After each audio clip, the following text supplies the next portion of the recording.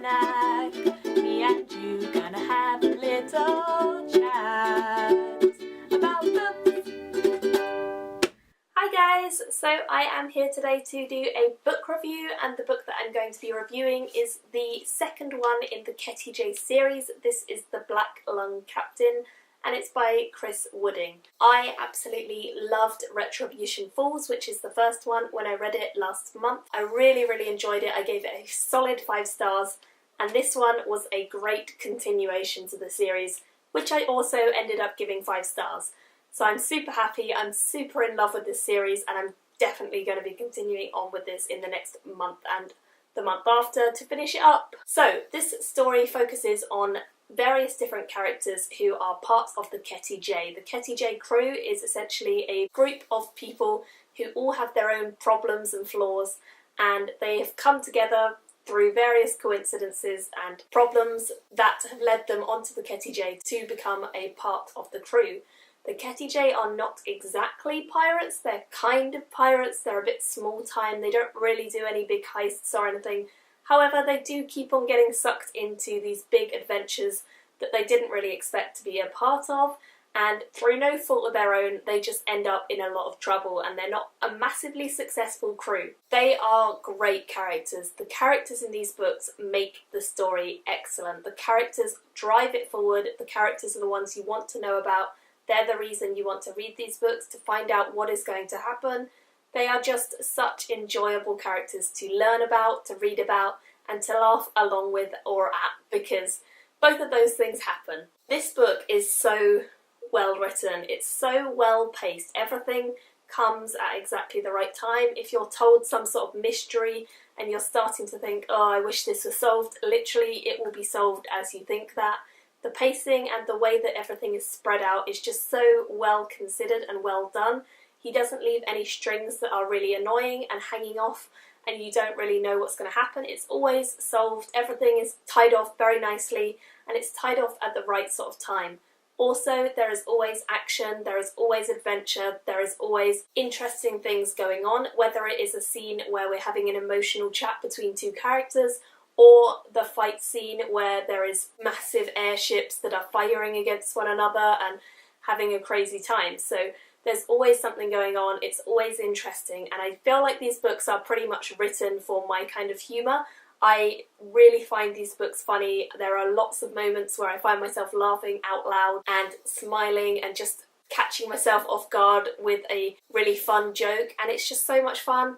There are some great characters. Some of the best are, of course, the Ketty Jay crew themselves. We have Frey, who is the captain of the Ketty Jay. He is quite a sullen and withdrawn character. He has a lot of learning to do over the course of the books, and in this one we get to see a little bit more of his emotional side, which I really enjoyed.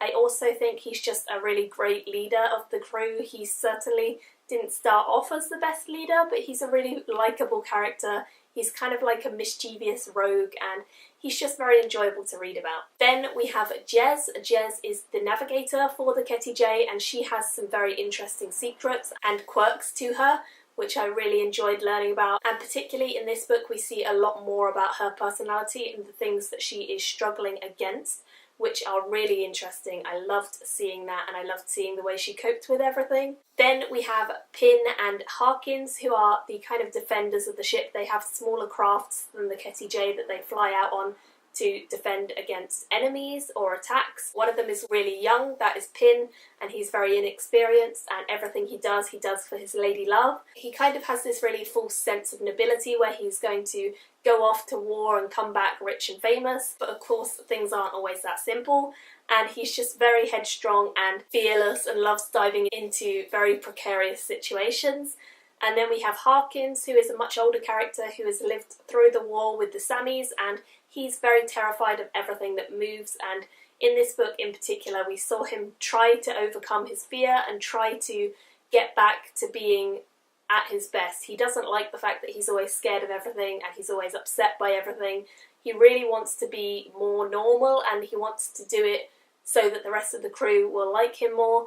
And I loved seeing him develop over the course of this book, because he definitely was one of the more interesting characters in this one for me. And I really love the relationship that Harkins and Pin have, because they are constantly fighting with one another, bickering with each other, and they are always having a lot of fun and a lot of laughs, which is great. Even in the middle of a battle, they will be making jokes and insults to one another, which really raises the tone and makes it very enjoyable. Then we have Mallory, who is the doctor on board the ship. There wasn't a massive amount of development on his character in this one, but I'm sure that we will get more over the course of the series. We have Crake, who is a demonist, and Crake is really interesting as a character. He has a lot of personal struggles that he's trying to go through and deal with in this book, and we see him trying to get through some real moments of loss and sadness and depression, and he has to deal with that, and he has to kind of take that in his stride and become a better person because of it. So there is a lot of battling depression within this book, which I liked seeing. I felt like it was handled really well and was really interesting to read about. Then we have Silo, who is the last member of the crew, and he is just really interesting. We don't know an awful lot about his background exactly, but he's just a really engaging character when he does speak. He doesn't speak very often, he's usually the silent type, but he's really interesting. He is the engineer on board.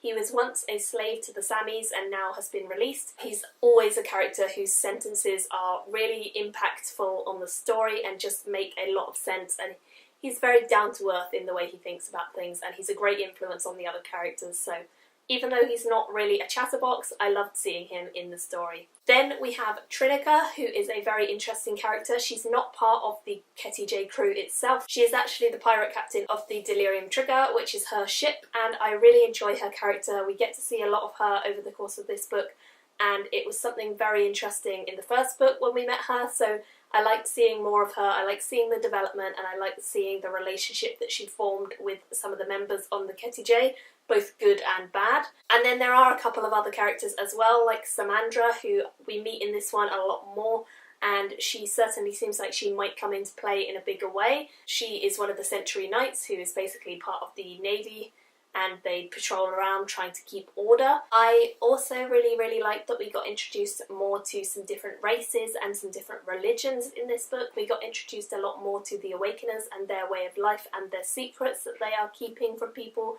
Thought it was a massively interesting section where we were learning about them. Also, we get introduced to the Mains, who are another race who no one really knows a lot about, and we don't really understand them.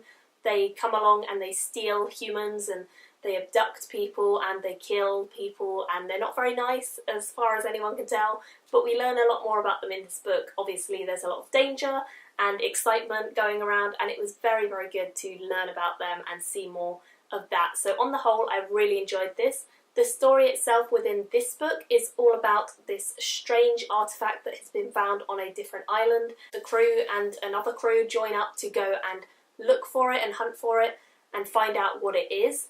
And of course it's meant to be a sort of search and rescue mission to just go in, get the thing and come back. But of course there is always some other twist, and things are not quite what they seem. The pirates are not quite as noble as they could be, and various things go wrong with this plan that lead on to the massive adventure that they end up having. And I really enjoyed it. I thought it was an exceptional book. It's just so much fun, so well written, so ironic and sarcastic and entertaining at times. It's very British humour. It's got very dry British humour, so if you don't like that sort of thing, I wouldn't recommend it because you won't find it as entertaining.